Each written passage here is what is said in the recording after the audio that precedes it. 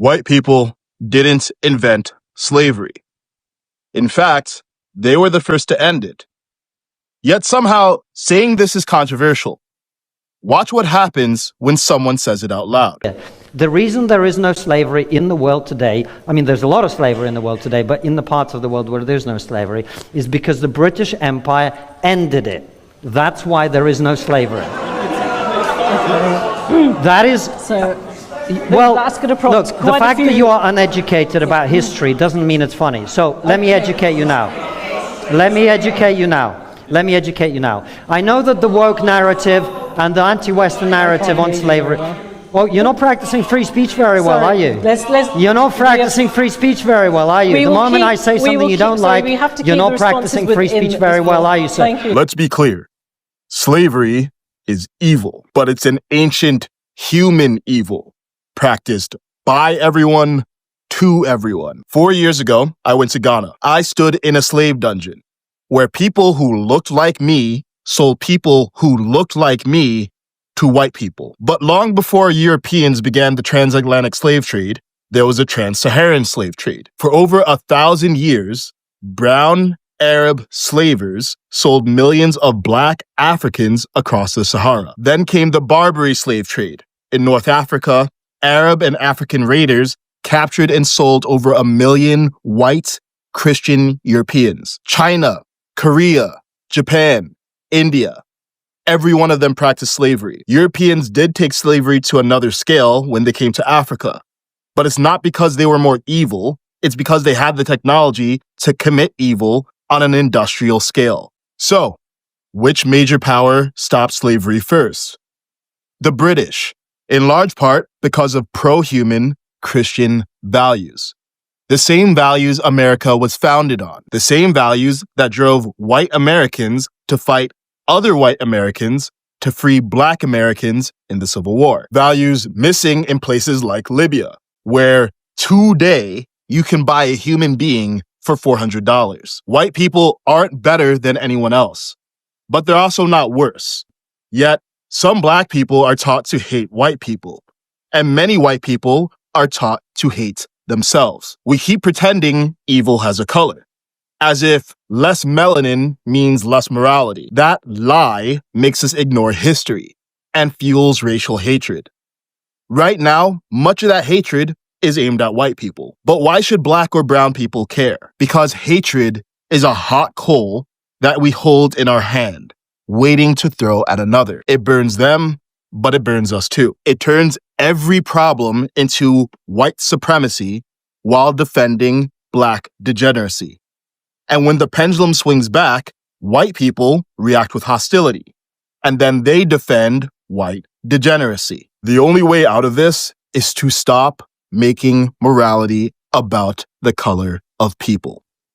Because in our capacity for good and evil, we are all equals. I came across this video by this wonderful black guy, and it generated in me the urge to talk about slavery and all the lies and misconceptions that follows it. I'm a bona fide African, born and raised in Africa, so I think my account on slavery, especially from an African perspective, matters a lot. Now, you've probably heard before that white people invented slavery. Of course you've heard, okay? Because this narrative is being repeated on social media, in college classrooms, and even in pop culture, okay? It's being repeated everywhere. But what if I told you that that is not only historically false, but it is also dangerously misleading?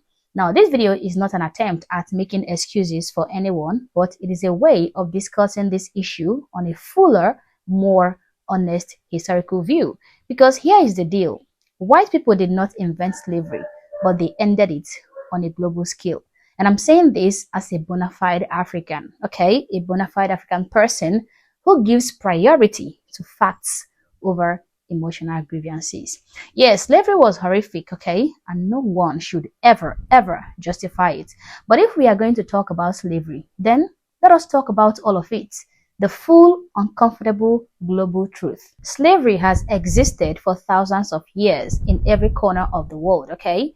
In ancient Egypt, slaves helped build the pyramids. In Greece and Rome, entire economies ran on slave labor. The Chinese Empire used forced labor for massive infrastructure projects. The Ottoman Empire enslaved Europeans, Africans, and individuals from within its own territory. The Aztecs and the Mayans enslaved neighboring tribes. The Berbers, which refers to the pirates and slave traders from the coastal region of North Africa, specifically the Maghreb, that is the Moroccans, Algerians, Tunisians, and Tripolians, okay? They enslaved white people, Europeans. The Native Americans enslaved each other as well as other neighboring tribes, okay? Everybody did it. Every race, every tribe. The brutal truth is that slavery was humanity's original sin, not Europe's. Now let's talk about Africa, because this is where the narrative often gets uncomfortable for some of us. Long before Europeans arrived Africa, okay, African societies were already enslaving each other. The kingdom of Dahomey in Benin, they built wealth by raiding villages and selling captives into slavery. The Ashanti region in Ghana, same thing. Slavery was a status symbol, a business, and a cultural norm. We're not just talking about domestic servitude, guys. We're talking about full-on human trafficking, okay? Long before the first Europeans set foot on African soil, Africans sold Africans into slavery. The transatlantic slave trade would not have been possible without African complicity. European traders didn't just march into the jungle and snatch people away. African leaders, kings, chiefs, and merchants captured and sold their own people, sometimes prisoners of war, other times innocent civilians that were captured by these kings and other leaders. Historian Henry Louis Gates Jr., a black scholar by the way, put it this way, okay? He put it very concisely. He said, without complex business partnerships between African elites and European traders, the Atlantic slave trade would have been impossible. Black Africans captured, packaged, and sold other black Africans to white traders. That is a historical fact, okay? I'm sure you guys have heard of Mansa Musa of Mali, one of the richest men of the 14th century. But are you aware of how he greatly enriched himself, okay? Of how he was greatly enriched by slavery, buying and selling of fellow Africans. I'm sure you are not aware of this because this truth doesn't fit the usual narrative. Here's what's really acknowledged. White Europeans were the first to abolish slavery, yeah. Britain banned the slave trade in 1807. The Royal Navy actually patrolled the African coast to stop slave ships. William Wilberforce, a white Christian male, conservative man, fought for decades to outlaw slavery in the British Empire. In America, over 600,000 people died in the Civil War, majority of whom were white men fighting to end slavery. But while white men were dying and giving their lives for slavery to be abolished, something interesting was happening in Africa, okay? Other Africans, kings, tribal leaders, warriors were fighting to keep slavery alive. They were giving their lives to keep their fellow Africans enslaved and in bondage. Isn't that interesting? The king of Dahomey, yes, black royalty, were among those who resisted and refused to stop selling slaves, okay? He literally told British envoys that ending the slave trade would destroy his economy. According to records from 1849, Dahomey's king said this: "The slave trade is the ruling principle of my people. It is the source and glory of their wealth. The mother lures the child to sleep with notes of triumph over an enemy reduced to slavery." Different powerful figures in different African nations refused to end slavery because they were profiting off of it. In my country, Nigeria, the British had to come back with ammunition and weapons and launch a full-blown fight against us for our leaders to surrender and end slavery on Nigerian soil. Now, let that sink in. While the British were using their military to shut down slave ships, some African kingdoms were begging them to let it continue. Also, I have a question for us.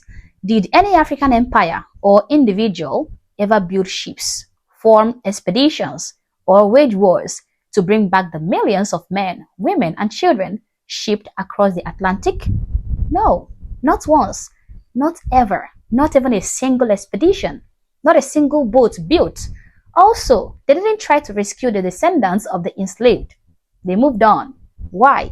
Because they profited off of it. Their wealth, their status, their power was all built on slave trade. Also, if we are serious about truth, okay, we can't stop with Africa. The Arab slave trade lasted longer, reached further, and was often more brutal. From the 7th century until the early 20th century, Arab traders enslaved black Africans, primarily men, castrated them, and sold them throughout the Middle East, India, and even the Ottoman Empire. In fact, many historians estimate that over 17 million Africans were enslaved by Arab Muslims, far more than the 12 million transported in the transatlantic slave trade. And yet, where is the outrage? Where are the demands for reparations? Where is the demonization of Arab Muslims the way we see for white Europeans?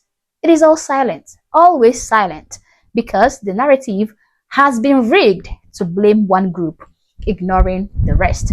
So why is it that only white people get blamed for slavery today? Why are children in Western schools being taught that white equals oppressor and black equals victim, while history tells a much more complicated and shared story? Today's anti-white rhetoric isn't justice. It is revenge wrapped in identity politics, and it is also poison. Now, I'm not saying that we shouldn't teach slavery. We absolutely should, but we should teach all of it. All of it. Not a version that keeps black people trapped in a cycle of blame and helplessness, nor a version that presents Africans and Arabs as innocent victims and Europeans as demons. You cannot build a future when you are obsessed with victimhood. You cannot take responsibility for your life while blaming people who look nothing like the little minority of those who wronged your ancestors almost 400 years ago. We all deserve better than the lies we were told. We deserve better than victim narratives that strip us of our dignity. Yes, as an African, my ancestors were enslaved, okay? Some were brutalized, but others were part of the problem, part of the evil system. And recognizing that doesn't make me self-hating. It makes me truth-loving. Our greatness isn't found in pretending we were perfect victims, okay? No, it is found in learning from all of it. The good, the bad, and the ugly, and rising above it all.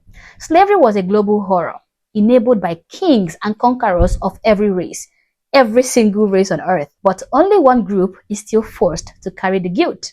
Why? Now, why am I talking about this? I'm talking about this because I'm tired of the lazy narrative.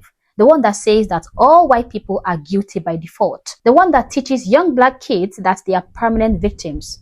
I'm tired of it all, okay? If we want healing, it should start with telling the truth. And if we want unity, we must stop weaponizing history to shame people today for sins of the past that only a minuscule of them, a minuscule of their ancestors committed. The transatlantic slave trade ended because Western civilization chose to end it. And that, despite all the darkness, is a legacy that is also worth remembering. But as always, guys, these are my thoughts, these are my opinions. Please feel free to share yours in the comment section below, but do so respectfully. Also, if you're not yet subscribed to the channel, honestly, I don't know what you're waiting for. Subscribe to the channel. Like and share this video to keep people informed, and consider joining my membership or supporting the channel in any way that you can. Also, consider joining my X account and also my Rumble page. Thank you for watching this video, and I hope to catch you on the next one. For now, peace.